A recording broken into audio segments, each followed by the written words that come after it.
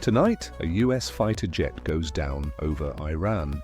Not a simulation, not a think tank exercise, not some retired ghouls pointing at a map on cable, a real American warplane shot down. And now, there is a search and rescue mission for the crew. Reuters says it's the first known incident of its kind in this war. Also tonight, the jobs report says things are strong, the moon mission says humanity still has a pulse, Pam Bondi gets tossed from justice, and Pete Hegseth purges the Army's top officer in the middle of a live war. This is the 8-hour workday with Rex Haymarket, where every crisis somehow becomes your bill and their bonus. We start with the part they can't dress up in consultant language. A US fighter jet has been shot down over Iran. Reuters says American officials confirmed the loss and said a rescue mission was launched for any surviving crew. That phrase, search and rescue, sounds neat, administrative, professional. But here is what it means in plain English. American aircrew may be on the ground in enemy territory, and now more people have to go in after them.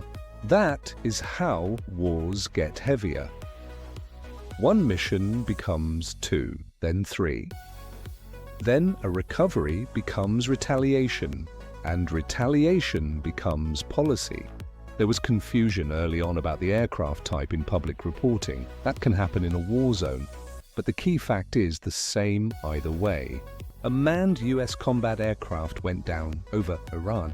And that changes the texture of the conflict immediately, because this is happening while the wider crisis is already hitting shipping and oil. The same Reuters reporting says the war is still rattling markets and raising the stakes for US forces in the region. And here's my view. Once a fighter falls out of the sky, the war stops being rhetorical. No more tidy phrases, no more strategic mood lighting. It becomes pilots, families, rescue crews, and consequences. That is the moment the abstraction dies. Back in the US, the March jobs report came in stronger than expected. Reuters says non-farm payrolls rose by 178,000, the biggest gain in 15 months, and unemployment dipped to 4.3%. Lovely headline, very reassuring font, but the same report says the number flatters reality a bit. The rebound was helped by the end of a healthcare strike and warmer weather. Meanwhile, average hours worked slipped, and 396,000 people left the labor force. So yes, the headline says strong, the fine print says steady on. Reuters also says economists expect the deeper effects of the Iran war and higher oil prices to hit later, in the second quarter. So this may be the good-looking number that arrives right before the invoice. And that's the point, isn't it? Workers are always told that the economy is resilient right up until rent, fuel, and food explain otherwise. Strength is a lovely word. It just rarely feels strong from the checkout line. One story tonight that is not entirely about decay. Reuters reports NASA's Artemis II mission completed its translunar injection burn, sending the Orion capsule out of Earth orbit and toward the Moon. Reuters says the mission is on track to surpass the Apollo 13 distance record from 1970. That would make this the farthest humans have ever traveled from Earth.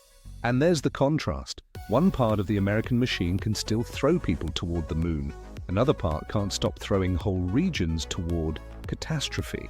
The crew is photographing the journey, dealing with minor technical annoyances, and heading toward one of those views that can still shut the species up for a second. My editorial note here is simple. Human beings remain capable of wonder. It's the institutions that keep embarrassing us. Pam Bondi is out as Attorney General. The Associated Press reports Trump announced her departure and said Todd Blanche will serve as acting AG. AP says Bondi's tenure drew criticism over politicization at the Justice Department, including controversy around the handling of Epstein-related files and broader accusations that the department had been bent around Trump's interests.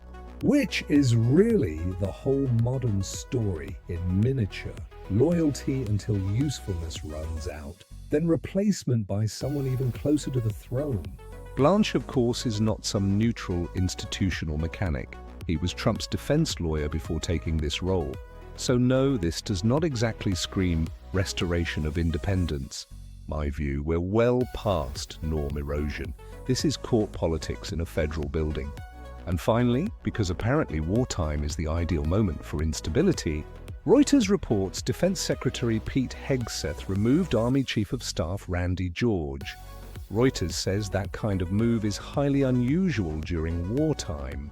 Reuters also says 2 other senior Army officers were dismissed and no public reason was given. Christopher Leneve is stepping in as acting chief. So, just to be clear, the US is in an expanding regional war, and the Pentagon is still doing senior leadership shakeups with no real public explanation. There's a rule normal governments tend to follow: when things are on fire, maybe don't pull wiring out of the walls. This crowd appears to disagree, and that's my note on it. Chaos here is not an accident, it is a management culture. So that's the day. A fighter goes down over Iran. The jobs report looks good until you read it. NASA reminds you the species can still do beautiful things. Justice gets more openly personal. The Pentagon gets shakier in the middle of war. That's the pattern. Awe for the cameras, anxiety for everybody else. This has been the 8-hour workday with Rex Haymarket, where every crisis somehow becomes your bill and their bonus. Like, subscribe, and keep your eye on the people who call catastrophe leadership right before they send you the invoice. Good night. Mind the static, mind the spin, and mind who profits.